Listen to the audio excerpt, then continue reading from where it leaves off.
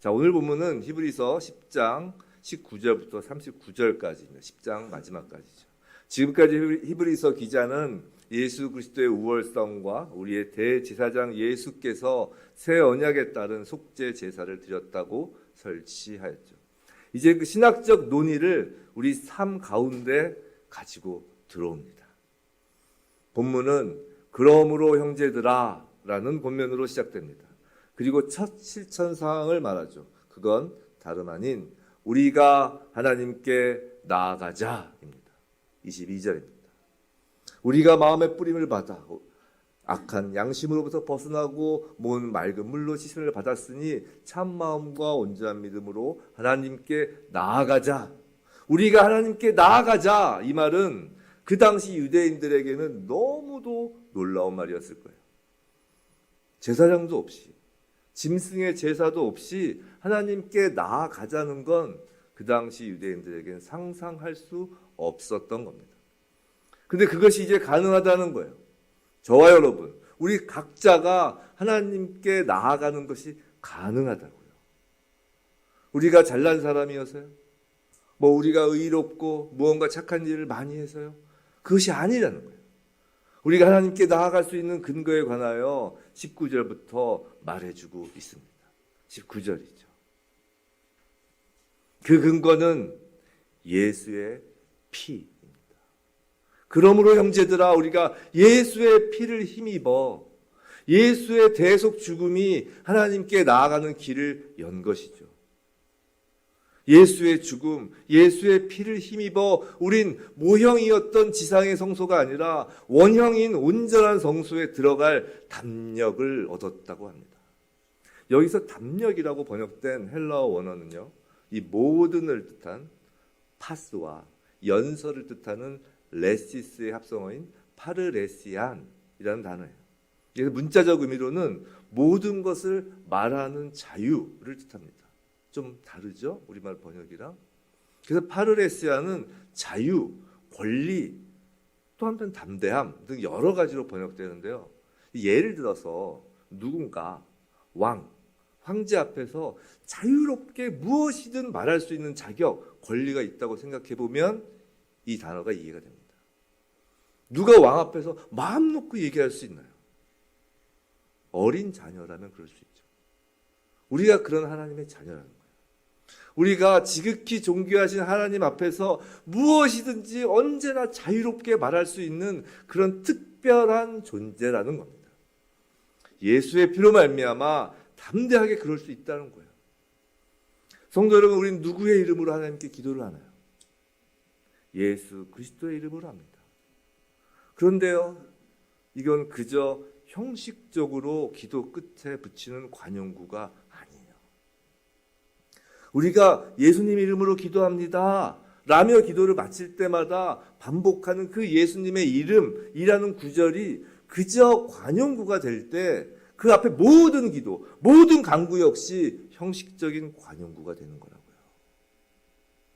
기도의 핵심은 우리가 드리는 기도 내용이라기보다는 그 기도를 할 수 있는 하나님 앞에 자유롭게 나아가 우리의 간구를 드릴 수 있는 기도의 근거가 핵심인 거예요. 예수의 피입니다. 저와 여러분의 그 기도문에 예수의 이름이 붙는다라는 건 하나님께 드리는 편지 끝에 발신자를 적을 때 우리들 이름을 적는다는 게 아니에요. 예수님 이름을 적는다는 거예요. 그 편지에 예수의 피가 날인되어야 그 기도문이, 그 편지가 하나님 앞에 배달되는 거라고요. 성도 여러분, 우리가 하나님께 모든 것을 말할 자유를 갖는 건 오직 예수의 피에 힘입어 가능합니다. 정말로 기도의 능력을 원하시나요? 우리의 기도가 능력이 있는 기도가 되길 원하시나요? 예수님 이름을 관용구로 놔두지 마시기 바랍니다. 예수의 이름으로 기도한다는 건 예수의 피에 힘입어 기도한다는 거예요. 그래서 모든 기도와 간구는 그 결론이 감사예요. 예수님의 대속의 은혜, 그 피의 은혜에 감사하는 것이 모든 기도의 결론이라고요. 예수님 이름으로 기도한다는 말이죠. 우리의 기도가 예수님 피에 근거한 것임을 잊지 않는 기도는 아무리 힘들고 어려운 상황에서 정말 절규하듯 하소연하는 간구라 해도 예수님 이름으로 기도합니다 라고 할 때 진정으로 마음속 깊이 예수님의 그 피에 대한 감사가 고백되어지는 거라고요. 그것이 바로 저희가 하나님 앞에 나아갈 수 있는 자유, 권리를 가진 자로서 기도하는 것이고, 그것이 바로 그 기도가 하나님 앞에 배달되는 거라고요. 예수의 피를 가벼이 여기지 말아야 합니다. 예수의 이름을 형식적인 관용구가 아닌 감사와 감격으로 부르는 저와 여러분의 기도 되길 주님의 이름으로 축원합니다. 예수께서 우리가 하나님께 나아갈 길을 여셨습니다. 20절이죠. 이 한번 읽어볼까요? 시작. 그 길은 우리를 위하여 휘장 가운데로 열어놓으신 새로운 살 길이요 휘장은 곧 그의 육체니라. 이 말씀은 예수님께서 십자가에서 돌아가실 때의 장면에 관한 것이죠. 마태복음 27장 51절입니다. 보이시죠? 51절만 제가 읽겠습니다. 이에 성소 휘장이 위로부터 아래까지 찢어져 둘이 되고 땅이 진동하며 바위가 터지고. 성소의 휘장이 위로부터 아래까지 찢어져 둘이 됩니다. 휘장이라고 하니까 우리가 쓰는 이런 커튼 같은 거라고 생각하시면 잘못된 거예요. 당시 휘장은요, 질로 촘촘히 짠 것으로 두께가 무려 9cm가 넘었다는 거예요. 9cm면 어느 정도예요? 이 정도 되죠, 이 정도. 인간의 힘으로는 단번에 찢을 수가 없는 거죠. 하나님께서 하신 겁니다. 휘장은 바로 예수의 몸을 상징한다고 히브리서 기자는 말하죠. 예수님의 죽음, 예수님의 몸이 찢김으로 하나님과 인간을 가로막고 있던 죄의 장애가 사라진 거예요. 이 땅의 모든 사람들이 하나님의 보좌로 나아갈 수 있는 길을 여신 겁니다. 계속해서 21절, 22절. 그런데 하나님께 나아가는 우리의 상태는 어떤 상태인가요? 22절에서 마음의 뿌림을 받아 또 몸은 맑은 물로 씻음을 받았으니 라고 합니다. 뿌림, 씻음, 이는 모두 제사와 관련된 단어들이에요. 우리의 큰 제사장, 대제사장 예수님으로 인하여 정결해졌음을 의미하죠. 여기서 정결은 윤리적, 도덕적 상태를 말하는 것이 아니에요. 우리가 아무리 착한 행실을 하고 도덕적으로 산다고 하여도 뿌림을 받고 씻김을 받지 않으면 정결해질 수 없어요. 모두가 수동태예요. 뿌림을 받고 씻김을 받는 거예요. 우리가 하는 것이 아니라 우리가 받는 것이에요. 예수의 핏뿌림을 받고 예수의 피로 씻김을 받는 거예요. 하나님 앞에 나아갈 수 있는 조건은 오직 예수 그리스도의 피입니다. 히브리서 기자는 교리 부분을 마치고 형제들에게 실천적인 측면으로 하나님께 나아가자는 목표, 목적지를 선포한 거예요. 그리고 그 목표, 목적의 근거가 예수의 피라는 거죠. 그런데 우리가 단 한 번의 신앙 고백, 단 한 번의 세례로 그 목적지까지 도달한 것일까요? 쉽게 말씀드려 예수님을 믿습니다 라는 고백 한 번으로 늘 하나님께 나아가는 삶을 실제로 누리느냐는 말이에요. 사실 이제부터 본격적으로 히브리서 기자는 우리가 실천하여야 할 것을 말하기 시작합니다. 먼저 목적지를 알려주고 이제 그 목적지에 가는 과정, 각종 지형, 지물 등 지도 내용을 이제 설명하려는 거예요. 23절입니다. 또 약속하신 이는 믿으시니 우리가 믿는 도리의 소망을 움직이지 말며 굳게 잡고 23절에서 우리가 믿는 도리의 소망을 움직이지 말며 굳게 잡고 라고 하는데 우선 신앙 목적지를 향한 그 여정의 출발선을 알려주고 있는 거예요. 출발선은 믿는 도리입니다. 우리나라 말로 하면 잘 이해가 안 되는데 믿는 도리라고 번역되는 원어는 호몰로기아예요. 호몰로기아로서 이는 기본적으로 고백, 시인을 뜻해요. 즉 이 말은 믿음의 고백이라는 의미예요. 성도 여러분, 신앙의 시작은 믿음의 고백, 입으로 시인하는 것에서 시작하죠. 이게 출발선인 거예요. 우리가 예수를 믿고 주로 시인하는 것, 그건 끝이 아니라 목적지가 아니라 이제 시작이라는 거예요. 이제부터가 진짜 신앙의 출발선에 선 겁니다. 그 다음 단계가 있어요. 그게 그 믿음의 고백, 신앙 고백을 움직이지 말며 굳게 잡는 거죠. 신앙 고백과 잡는 거는 다른 거예요.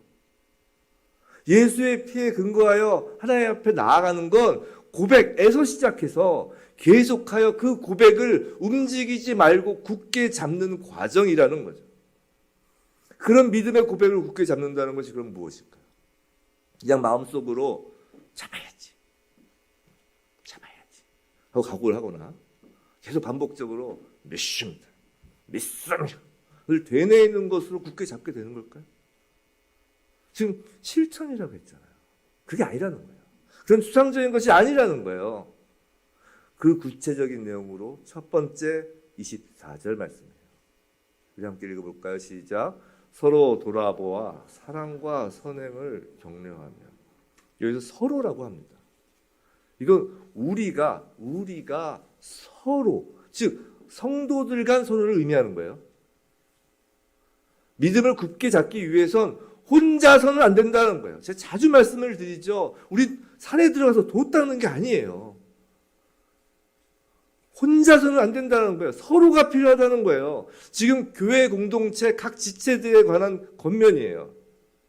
서로 돌아보아. 이 돌아보아라는 건 지금 고개를 이렇게 돌려서 서로 보라는 게 아니에요. 그런 뜻이 아니라 서로에게 관심을 가지라는 겁니다.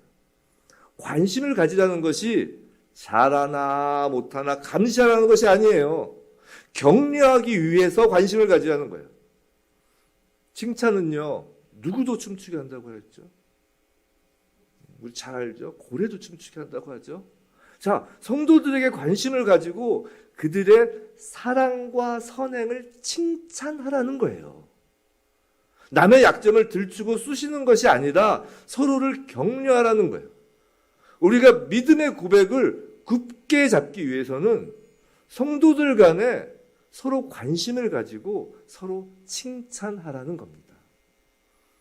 믿음을 가지고 행한 선행과 사랑을 칭찬하고 격려하면요, 믿음이 더욱 견고해진다는 거예요. 자, 생각해 보세요. 너 믿는다고 하면서 하는 행실은 왜 그래? 라고 질책하면 잘 믿던 사람도 실족해요. 근데 와, 역시 믿음을 가지시니까 남과 다르십니다. 역시 다르시네요. 라고 하면 웃죠? 믿음이 춤추듯이 성장한다니까요. 진짜예요. 성도 여러분, 산지교회에서는 저를 포함해서 모든 성도들 사이에 이런 칭찬과 격려를 서로 풍성하게 주고받았으면 좋겠습니다.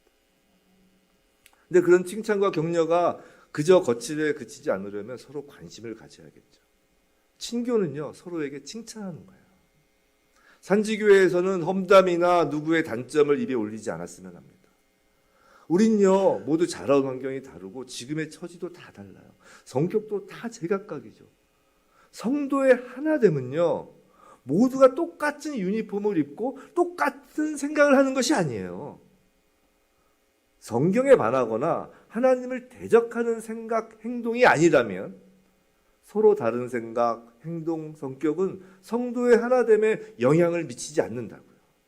성도의 하나됨은 서로를 향한 격려, 응원, 칭찬에서 이루어지는 거예요. 우리 다음 주일 후모임 식사 시간에는 한번 각자가 속한 그 교회 성도들 중 한 분을 정해서 서로 이제 각자 마음속에 정해서 일주일 그 주중 동안 전화도 한번 해보시고 또 그분의 장점을 이렇게 생각하시고 묵상하셨다가 이 후모임 때 한번 서로를 칭찬하는 시간을 가져보면 어떨까 라는 생각을 합니다. 괜찮으시겠어요? 한번 해봤으면 좋겠어요. 우리는 사실 남의 단점은 쉽게 찾아요. 근데 왜 격려하는데 관심이 필요하겠어요? 칭찬할 걸 찾으려면 관심을 가져야 해요. 단점은요, 관심 안 가져도 그냥 보여요. 서로 돌아보아 격려, 응원, 칭찬하는 산지교회가 되길 주님의 이름으로 축원합니다. 그리고 둘째로 믿음의 고백을 굳게 잡기 위해서는 25절입니다. 우리 함께 읽어볼까요? 시작. 모이기를 패하는 어떤 사람들의 습관과 같이 하지 말고 더욱 그리하자. 히브리서의 원독자인 당시 히브리 그리스도인들은 외부의 박해와 유대교의 그 회유로 어수선한 분위기였습니다. 핍박이 두렵고 또 그리스도에 대한 확신이 약해지면서 자연히 예배에 모이기를 멀리하게 되었던 거죠. 자주 말씀드렸지만 주일 예배의 중요성은 강조하고 강조해도 모자람이 없어요. 가난한 성도라고 많이들 들어보셨잖아요. 예수를 믿기는 하지만 교회는 안 나가는 성도, 그래서 안 나가를 거꾸로 해서 가난한 성도라고 하는 건데요. 가난한 성도라 칭하는 사람들의 거의 대부분의 이유는 교회가 마음에 안 들어서라는 거예요. 잘못된 교회가 너무 많다는 거죠. 교회에서 상처받아서라는 거예요. 근데 여러 번 말씀드렸죠. 완전한 교회는 지상에 없어요. 교회는 성도 공동체죠. 그럼 모든 성도가 완전해야 완전한 교회인 거예요. 여기 스스로가 완전하다고 생각되시는 분 계신가요? 우리 어느 누구도 완전하지 않죠. 그렇기 때문에 나 스스로가 완전하지 않아서 그럼 내가 가는 교회 가는 순간 그 교회는 완전하지 않게 되는 거예요. 목사가, 성도 중 누가 문제가 있고 보기 싫어서 완전하고 좋은 교회가 없어서 아예 교회에 속하지 않는 건요. 성도 공동체 모임에 힘쓰지 않는 건요. 믿음의 고백을 굳게 붙잡지 않는 거라고요. 모이는 것에 애쓴다라는 건 모이는 것이 쉽지 않기 때문에 애를 쓰라는 거예요. 예배에 한 번, 두 번 빠지면요. 본인도 모르는 사이에 배교의 길로 빠져드는 거예요. 지금 히브리서 기자가 누구에게 지금 이 서신서를 쓰나요? 배교의 길에 빠지는 사람들한테 쓰는 거예요. 믿음의 경주를 하다가 트랙을 벗어나면 그것이 점점 배교의 길인 거예요. 주위에 가난한 성도라고 하시는 분이 계신가요? 진심으로 교회 공동체에 속하길 권면하시기를 바랍니다. 그런데 이처럼 애써서 모여야 하는 또 다른 이유가 있어요. 우리가 세상 속에선 구경거리이기 때문이에요. 히브리서 10장 33절입니다. 우리 함께 읽겠습니다. 시작. 혹은 비방과 환난으로서 사람에게 구경거리가 되고 혹은 이런 형편에 있는 자들과 사귀는 자가 되었습니다. 성도는 예수의 피로 하나님께 나아가는 자유와 특권을 가진 자, 예수의 피로 정결함을 입은 자이지만 세상 속에서는 뭐라고요? 구경거리. 구경거리라는 말 속에는 어떤 의미가 담겨 있나요? 구경하는 나와는 상관없이 볼만하다는 의미가 있죠. 무슨 구경이 제일 재밌다고요? 싸움 구경. 싸움 구경의 구경 중에서도 제일 재밌던 말이 있죠. 근데 몸이 뒤엉켜 싸우는 사람들은 피를 흘리며 힘들어하는 거예요. 하지만 구경하는 사람들은 자신과 상관만 없으면 볼만하다라고 하는 거죠. 그게 구경거리잖아요.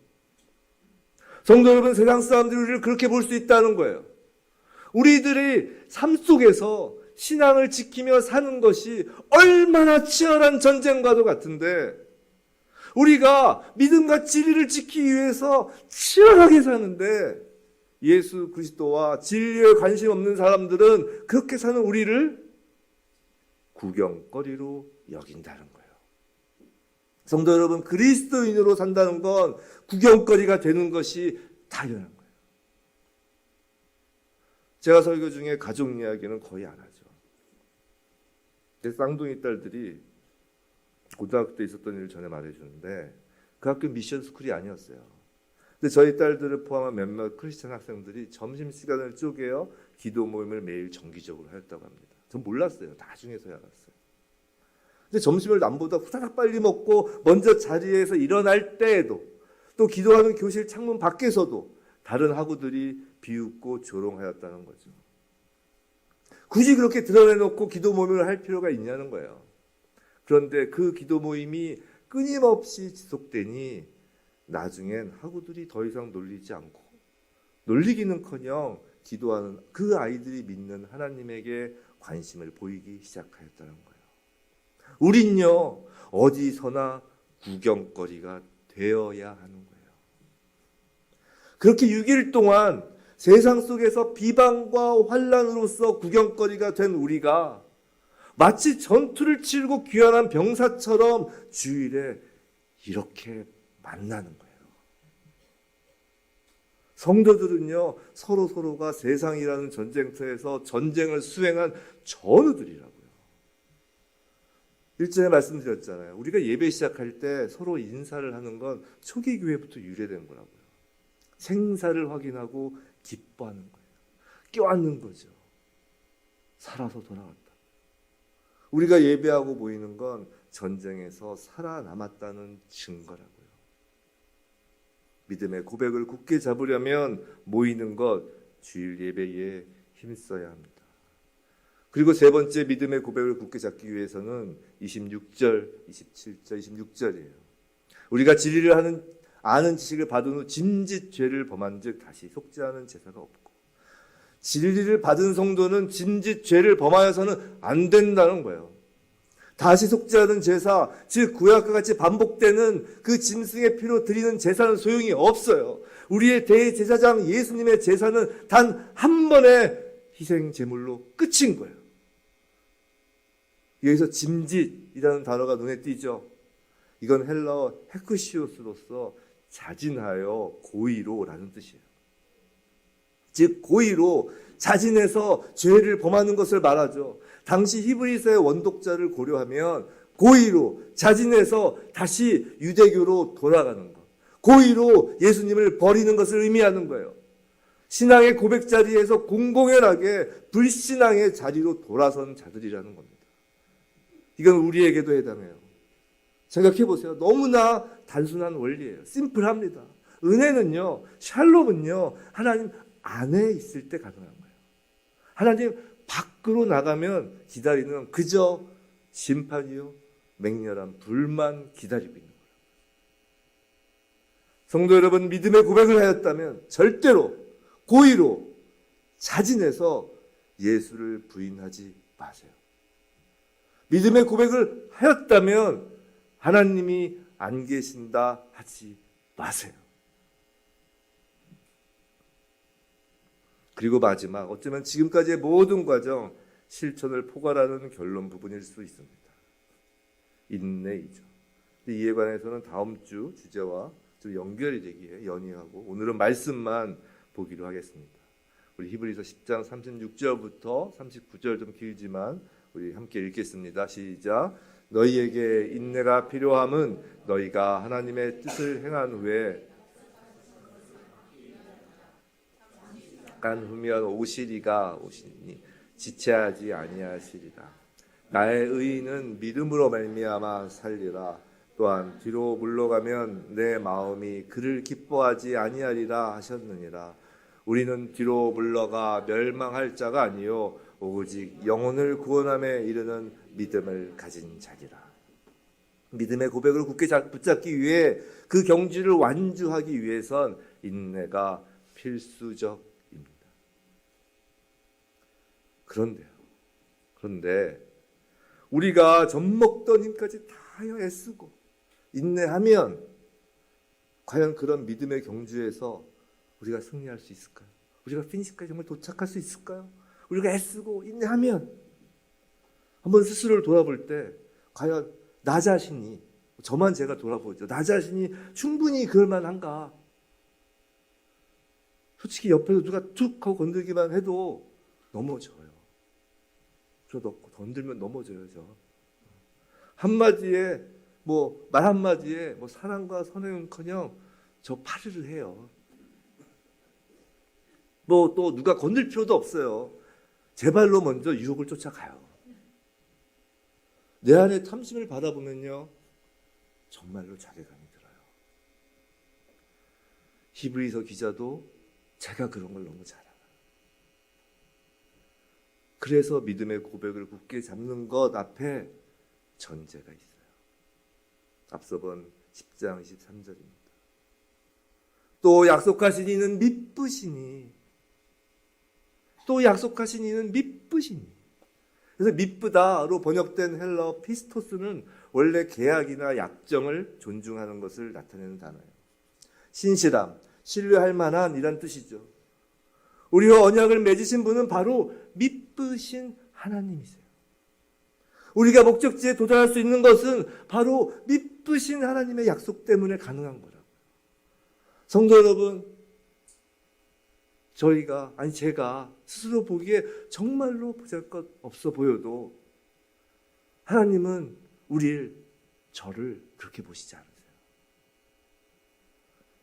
하나님은 우리를 열정적으로 사랑하신다고 말씀드렸잖아요.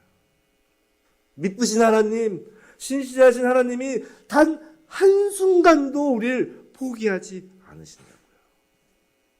그것이 하나님의 약속이고 그 약속에 하나님은 신실하신 미쁘신 분이라고요. 우리의 선배 바울의 고백을 한번 볼래요? 디모데전서 1장 12절부터 15절입니다. 우리 한번 같이 읽어볼까요? 시작. 나를 능하게 하신 그리스도 예수 우리 주께 내가 감사함은 나를 충성되이 여겨 내게 직분을 맡기심이니 내가 전에는 비방자요 박해자요 폭행자였으나 도리어 긍휼을 입은 것은 내가 믿지 아니할 때 알지 못하고 행하였습니다. 우리 주의 은혜가 그리스도 예수 안에 있는 믿음과 사랑과 함께 넘치도록 풍성하였도다. 미쁘다 모든 사람이 받을 만한 이 말이여 그리스도 예수께서 죄인을 구원하시려고 세상에 임하셨다 하였도다. 죄인 중에 내가 괴수입니다. 바울이 누군가요? 스데반 집사를 돌로 쳐 죽이는 주범이었잖아요. 그것뿐인가요? 기독교인을 잡으러 다니던 속칭 인간 사냥꾼이잖아요. 지금 바울이 고백하는 거예요. 나는 비방자요, 박해자요, 폭행자였다고. 죄인 중에서도 자신이 괴수라는 거예요. 다른 누구도 아닌 자신 때문에 예수님이 십자가에 달리신 거라는 거죠. 예수님이 그 지신, 그 인간의 그 모든 죄 중 자신의 죄가 괴수되는 최고의 죄라는 거예요. 근데 그런 자신이 주의 은혜를 풍성히 받았다면, 그런 바울이 주의 은혜를 풍성히 받았다면 그 은혜를 못 받을 사람이 없다라는 거예요. 바울 나 같은 사람에게도 12절 능하게 하시고 충성된다고 하시고 직분을 맡기셨다라는 거예요. 그럼 누구에게라도 그러신다는 겁니다. 15절 미쁘다. 이 말을 바울이 받았다면 모든 사람이 받을 만하다는 거예요. 우리가 아무리 보잘것없다고 생각되어도 이 중에 예수 믿는다는 이유로 그 예수 믿는 사람을 돌로 쳐 죽여본 사람 없잖아요. 바울을 쫓으신 그 하나님의 신실하심은, 바울을 끝까지 추적하신 그 하나님의 신실하심은 지금도 우리를 쫓고 계십니다. 성도 여러분, 사실 우린 잘 몰라요. 하나님께서 우리를 얼마나 사랑하시는 줄 잘 몰라요. 하나님은 우리를 위하여 우리에게 가장 좋은 것을 늘 주고 싶어 하세요. 그런데 우린 무엇이 우리를 위하는 것인지, 가장 좋은 것이 무엇인지를 우린 잘 몰라요. 우리가 좋은 것이 꼭 좋은 것이 아닐 수 있는데 그걸 몰라요. 우리가 싫은 것도 반드시 우리에게 필요한 것일 수 있는데 우린 그걸 몰라요. 신앙생활에서도 마찬가지입니다. 사실 우린 잘 몰라요. 우리가 지금 삶 속에서 제대로 그리스도인으로 살고 있는 것인지 사실 우린 잘 몰라요. 전 잘 몰라요. 그런데 우리 하나만 꼭 알았으면 좋겠어요.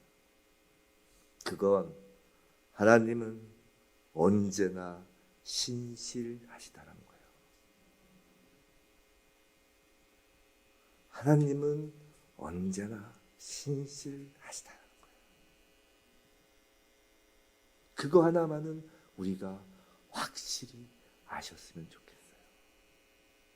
미쁘신 하나님의 그 신실하심 안에서 믿음의 고백을 우린 굳게 붙잡을 수 있는 거예요. 아까 바울의 고백을 보세요. 다 수동태입니다. 능함도 충성도 직분도 모두 수동태. 신실하신 하나님이 모두 하신 거예요. 부디 저와 여러분 모두 믿음의 경주, 그 피니시에 도착해서 모든 것이 신실하신 하나님께서 하신 겁니다. 라는 신앙 고백을 할 수 있길 주님의 이름으로 축원합니다.